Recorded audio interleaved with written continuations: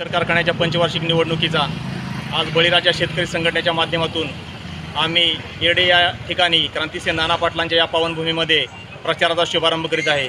मी विश्वास पांडुरंग जाधव, राणा सैदापूर, बळीराजा शेतकरी संघटना माजी जिल्हाध्यक्ष या निवडणुकीमध्ये उमेदवार म्हणून उभे आहे।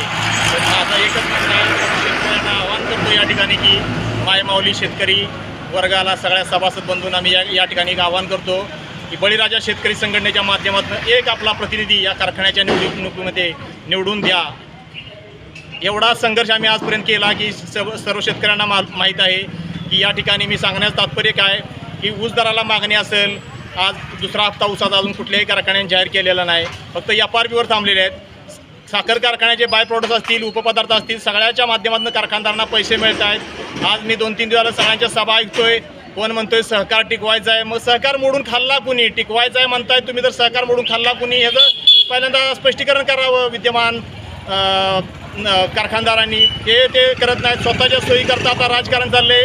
कराड तालुक्याची बाजार समिती असेल, जिल्हा बँक असेल, या निवडणुकीच्या पार्श्वभूमीच्या माध्यमातून ग्रामीण भागामध्ये वर्गामध्ये 2 गटामध्ये फूट पडली।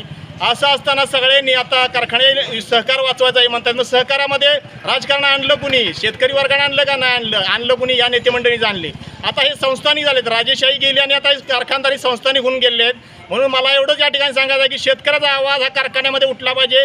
याकरता बळीराजा शेतकरी संघटनेच्या पाठी ठामपणे उभं राहा, मग शेतकऱ्याच्या घामाला दाम कसा मिळत नाही हे बघण्याचं काम आम्ही करू। आज या ठिकाणी बळीराजा शेतकरी संघटनेच्या माध्यमातून विश्वासराव जाधव सैदापूर गट क्रमांक 1 या गटातून आम्ही उमेदवाराचे अर्ज दाखल करून आम्ही प्रचाराचा शुभारंभ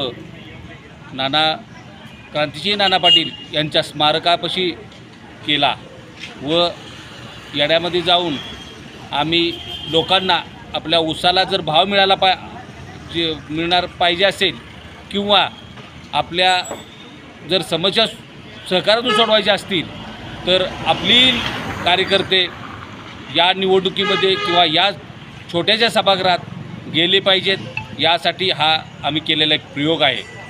परंतु आजपर्यंत सहकारामधून ग्रामीण भागाचा म्हणावा तेवढा विकास झालेला नाही। त्याचे कारण एकच की ह्या संस्था सर्व धनदांडग्याच्या घशामध्ये गेलेल्या आहेत व त्यांचेच राजकारण याच्यामध्ये चाललेलं आहे।